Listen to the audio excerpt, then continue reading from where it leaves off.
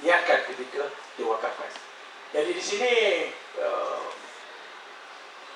berdasarkan kepada prinsip wakaf tersebut, saya dan rakan-rakan di Johor Corporation fikirkan langkah panjang mungkin ialah yang terbaik, ialah bukan menswastakan atau memperibadikan hak milik harta syarikat saham milik Johor Corporation Business, bukan diperibadikan kepada individu-individu tertentu, termasuk orang-orang dalam Johor Corporation sendiri. Tak kena, tak ada diajar oleh Islam. Jadi kita cari satu jalan. Alhamdulillah kita bincang dengan minta pandangan ulama dan sebagainya, minta nasihat, dan alhamdulillah waktu itu ini gambar menunjukkan Datuk Noh, Datuk bekas Mufti Johor. Beliau sangat terbuka dari segi pandangan wakaf, alhamdulillah.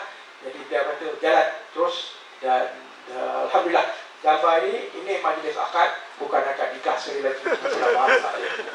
Majlis akad, saya mewakili Johor Corporation dapat mandat untuk menyerahkan sebagai pilot project, nak test, nak uji konsep ini berwibawa atau tidak, viable atau tidak, dia boleh menghalang tak pertumbuhan bisnes take-off. Kita wakafkan RM200 juta atas net asset dan nilai aset bersih pada 3 Ogos 2006. Sebahagian daripada 3 saham-saham syarikat tersenarai yang dimiliki oleh Johor Corporation. Satu daripada Kulit yang memiliki KFC Nari, dan kedua KPJ yang memiliki hospital Pakar Semua Negara.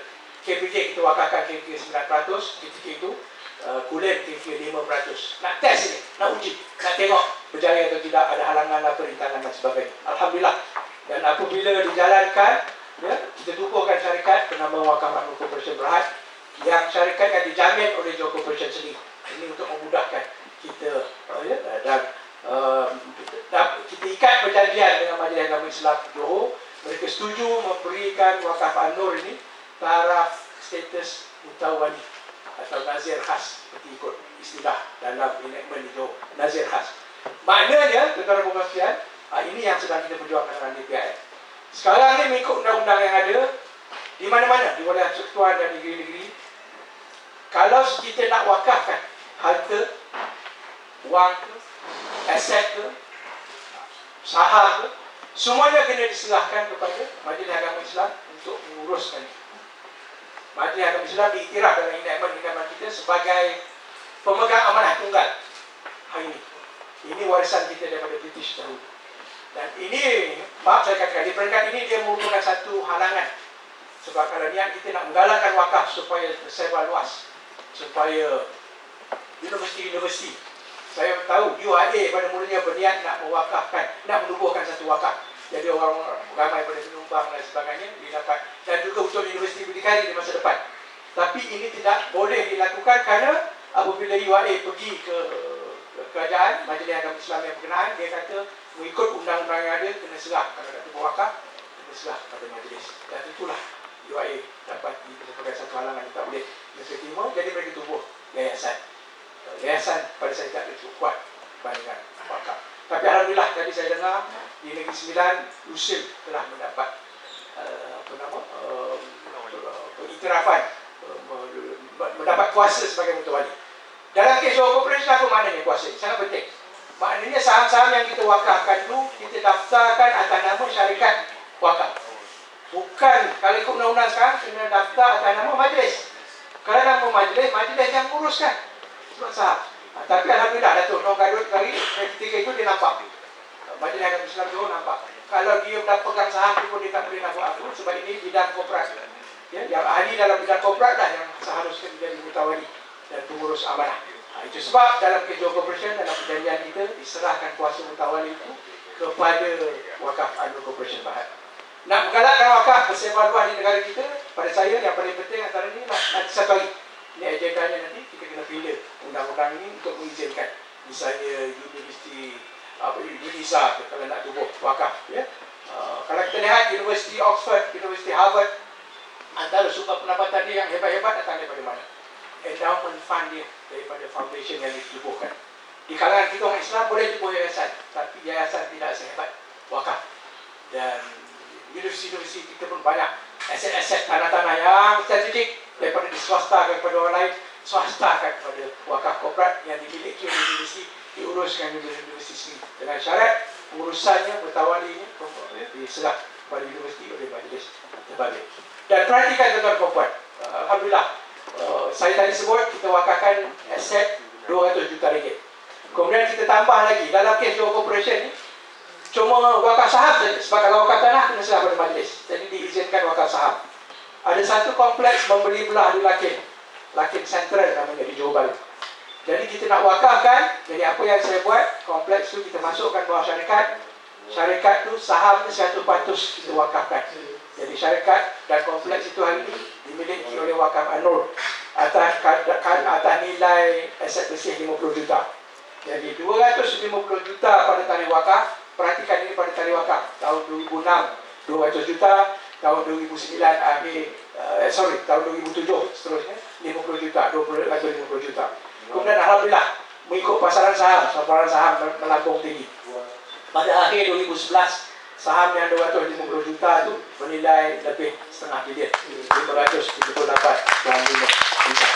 Dan ini sekali lagi bila hujung tahun 2012 kembang lagi menjadi kepada 575.9 juta. Inilah cara korporat-korporat kat luar tu buat duit cepat, impun kekayaan cepat. Cara ni antaranya. Jadi kalau kita tak terlibat dan terbabit, maka kita ketinggalan.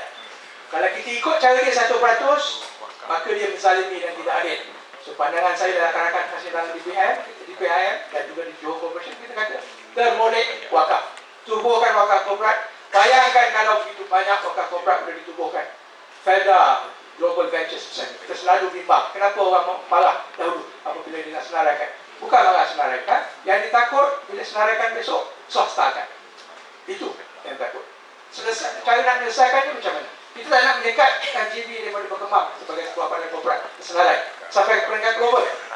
Tapi kita boleh tentukan hak milik kita sekal dengan misalnya, ini pernah saya cadangkan dalam statement-statement saya dan sebagainya. Apa salahnya kalau kerajaan wakafkan saja kepada Global Venture, semua saham-saham.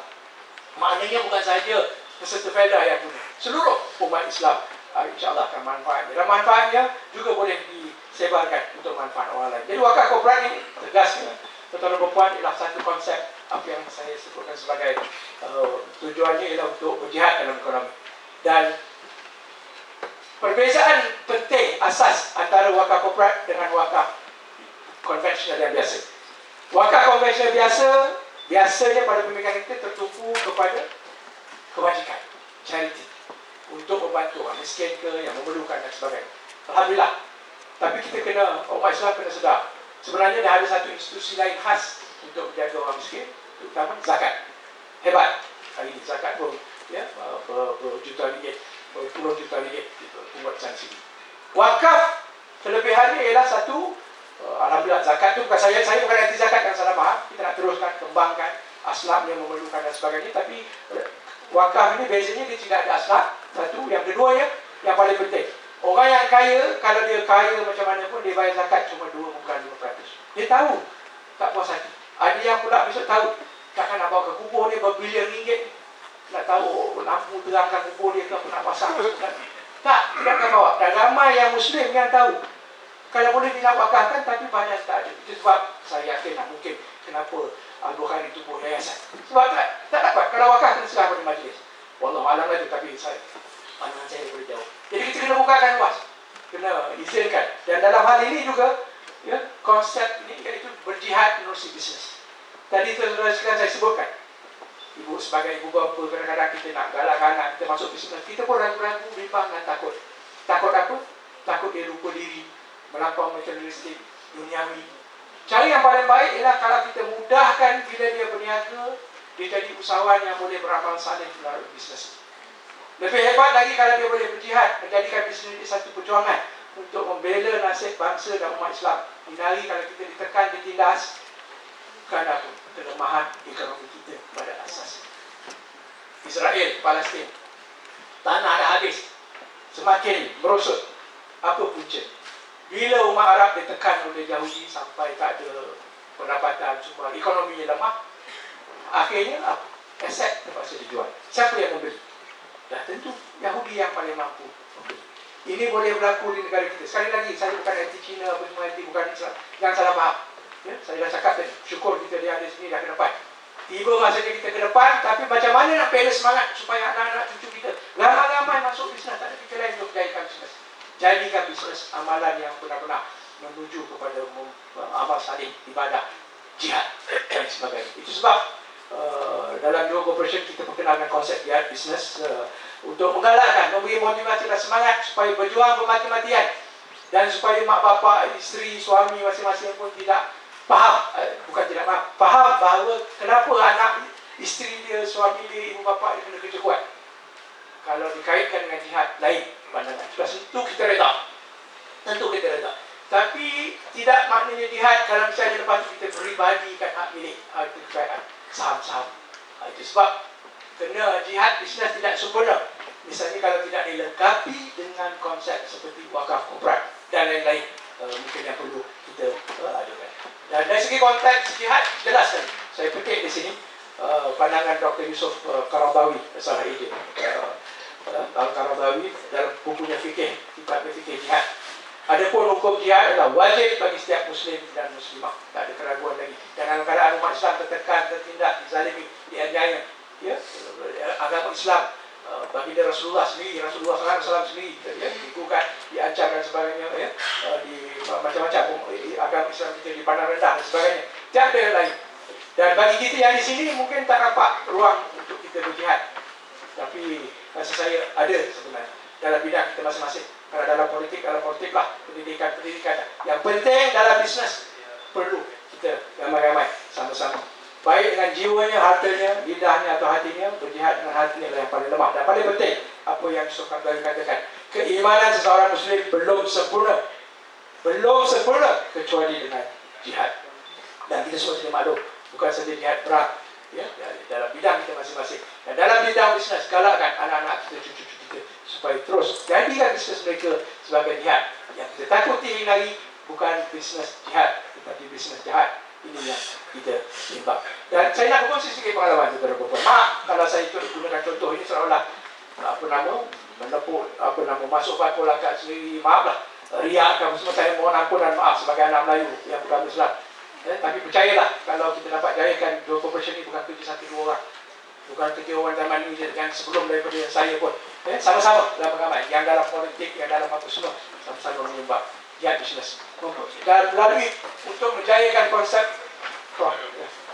sila kita lalu-lalukan kehadiran Profesor Dr. Yahya sudah bagi infokan kepada. Dan saya dan rakan-rakan dalam Johor Corporation memikirkan untuk benar-benar menterjemahkan. Hari ini yang kita bimbang, kita mudah gunakan istilah Islam besar sebagai slogan. Saya sebagai seorang Islam, seorang Muslim faham jihad bisnes ini sangat bahaya kalau kita cuba. Mudah tapi berbahaya. Mudah kita slogankan, sampai kat dahi, sampai kat topi, sampai kat kereta, jihad, ya. Tapi dia satu perkara yang serius, tak boleh dipermain-mainkan dan tak boleh hanya dislogankan, bukan retorik. Jadi macam mana nak terjemahkan itu realiti? Ialah dengan membuktikan bagaimana kita boleh jayakan benar-benar organisasi yang boleh menembus kedudukan ekonomi bangsa dan umat, ya. Dan antara inilah menerusi konsep juga seperti wakaf korporat. Jadi ringkasnya, wakaf korporat ini maknanya hari ini kalau kita tanya wakaf pada orang kampung, orang ramai, tuan-tuan dan puan, apa dia kata? Wakaf itu ialah wakaf untuk mati. Apa sebab dia kata wakaf untuk mati? Sebab biasanya hari ini dalam pemberian kita, kalau wakaf kita kaitkan dengan apa? Tanah kubur. Dan tentu tanah kubur satu. Masjid, madrasah. Bukan tak baik, penting, perlu. Tetapi wakaf ni lebih besar sumbangannya kepada bangsa, negara dan umat, saya yakin, ya. Jadi bukan sahaja untuk mati. Yang paling penting hari ini yang mencabar kedudukan umat Islam di Malaysia, mengekalkan hati umat. Pandang saja Putrajaya, alhamdulillah kalau kita datang sini sangat selesa, sejuk hati. Tapi pergilah Taman Tun Dr. Ismail, Damansara, seluruh lihat keliling, ya, apa yang berlaku. Dan berlaku juga di Johor Bahru, di Kuala Terengganu, di mana-mana. Kuala Terengganu masih lagi dalam jangka mana-mana lagi. Ya. Harta milik Melayu payah nak kekal. Di Taman Tun pun saya perhatikan. Kalau terjual, yang membeli bukan orang Melayu lain, bukan salah Cina.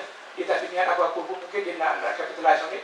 Tetapi oleh kerana kelemahan ekonomi kita, tak kekal harta kekayaan bila lemah ekonomi. Dan paling penting reformasi bisnes dan korporat tadi. Kita tak nak keparat. Kita tak nak mencontohi seperti orang Arab tadi yang menyembah kiblat yang berbeza daripada kiblat yang sebenarnya yang patut kita hadapi, ya. Membela yang miskin ini sangat penting. Hindari. Banyak korporat-korporat dia keparat sebab dia lupa. Dia cuma membolot harta kekayaan. Ini berlaku di Mesir, di Tunisia, di Libya. Ini berlaku di negara kita.